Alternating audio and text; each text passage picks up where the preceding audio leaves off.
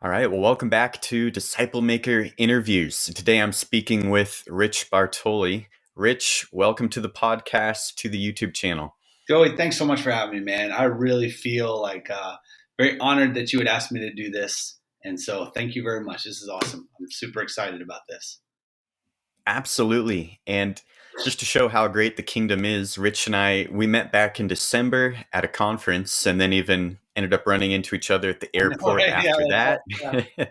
Yeah, And man, we got a meal together, and he offered a lot of great advice and encouragement. He's planted a church before in the past, and I just loved hearing about his family and about his faith, and I'm excited to share that with some of you guys today. Let me ask you, what would you advise, because you've been on a church planting, building family and growing God's kingdom as a new church planting? What advice would you have? Well, first off, whoever these people are, you are absolute heroes. What you're doing is really hard. It is not easy. And if I understand Bend, it's similar to Charleston, where we are not New York City. We are a small place with just a smaller population, with a bit more of a small town feel. People are very family oriented. There's very little transience in our area. People, you don't have new people moving in. You don't have new people. People like you have a lot of people moving out, but not moving in. We're a depressed economy. You guys do not have that. But the point is, it's a little different than planting a church in a New York City. And so, a couple of things I would say is, first off, you're amazing, and you will get many rewards in heaven for what you are doing. Um, some of the best advice or things that were told us is it's okay to be like a young church. Just know it takes about 5 years to really feel like a church. And that's okay. Be okay with that. But everything you're doing as you invest in your relationships, as you love each other, as you serve, all those things is building towards that.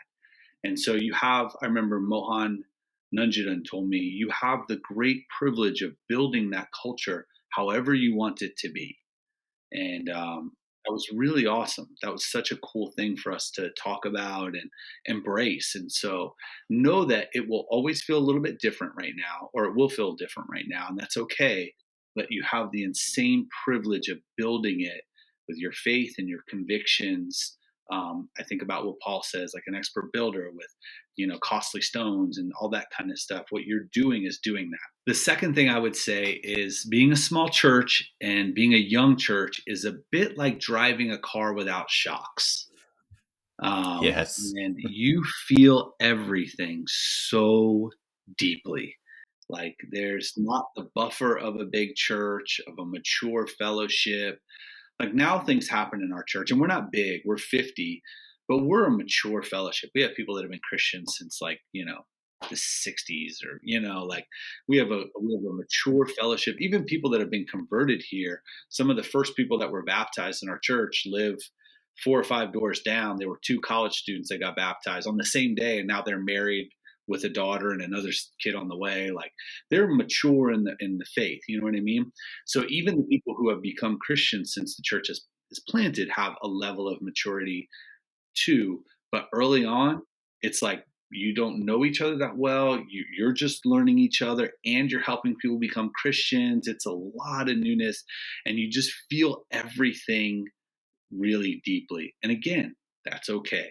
I had to learn how to process discouragement and sadness, kind of the hard feelings of the ministry.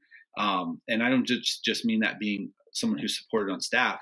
If you're a church planter, if you're on a mission team, you are in the ministry. You are doing ministry if you're doing it right. If you're not just enjoying the hiking that's available in Bend, Oregon, but if you're really engaged in ministry, then it's hard. There's ups, there's downs, and you have to learn how to process the pain, the discouragement, the sadness, the fear, all of those difficult emotions in a healthy way very quickly.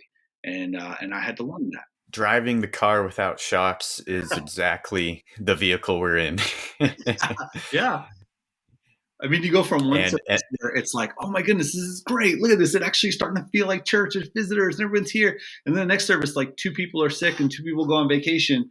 and it feels like, oh my goodness, Mm-hmm. where's everybody? You know what I mean? Like it goes from one week to Yep. another where it's like, it's really hard. It is highs and lows. Absolutely. Yeah. That is, we feel those shocks, and that is helpful advice. Yeah. Yeah. So tell me about your church then. What are some of the things you guys have tried out in building the church there? That's great. Thanks for asking. Building family is about building memories. A big part of being building families, building memories. And so we decided early on that we would capitalize on our Sunday services because we had distance between us to really try and connect our Huntington and Charleston group. We would capitalize on Sundays. And so we did a lot of really special Sunday services that would build memories and would be an opportunity for people to reach out in the community in creative ways, with creative services. So we did things like we did Matchbox Sunday. And this is where we set up like a 40-foot Matchbox racetrack and we race Matchbox cars. And everybody loves it. They get so into it. We have lunch together. People like soup up their cars every year. It's ridiculous. The older people, the adults, have more fun than the kids. But we started doing Matchbox Sunday, and that was super well received. Like we had kids from my daughter's elementary school that, as we talked about it, the kids would be like, "Dad, Mom, can we please go to that? Can we?" You know what I mean? And so that was one. We did one called Slip and Slide Sunday, where we set up this massive slip and slide down a hill, and we would have church service and have lunch afterwards, and we would just do slip and slide. And that one, this is such a cool story. We had a couple reach out to a couple at Walmart, and the couple came to church, and it was the week before Slip and Slide Sunday was their first church service. And so we announced Slip and Slide Sunday at the end of service. The husband and wife look at each other and say, "I think we found our church." And so that couple went on to study the Bible and get baptized. So that was another one. We did Slip and Slide Sunday. We do fall festivals, and those have been fruitful with families that come out to those things. And in our fall festivals, we always do crazy stuff. We do like pumpkin smashing. We do feats of human strength. We do the standard like bouncy houses and all that kind of stuff. But we always push the envelope of crazy and just have so much fun with it. And so those are a couple of the ideas that have been more well received. Lots of food stuff. But again, the goal is two things. The goal is to build memories as a church and to give mainly like our married people opportunities to invite people to things that are just appealing and fun and safe. And so those have both been really beneficial for us as a church. Well, that reminds me of your preteen ministry with the let's have the awesome party and just have fun and invite everyone we can. And Right. Yeah. Yeah. that's the innovation we see in campus ministries. Yeah. But you guys just try to apply it towards making the memories on a Sunday. Yeah. I hope to do that a lot more. That's inspiring. Thanks for Yeah. sharing, Rich. If you didn't pick up, I like to party. I like hanging out with people. I love having fun. So,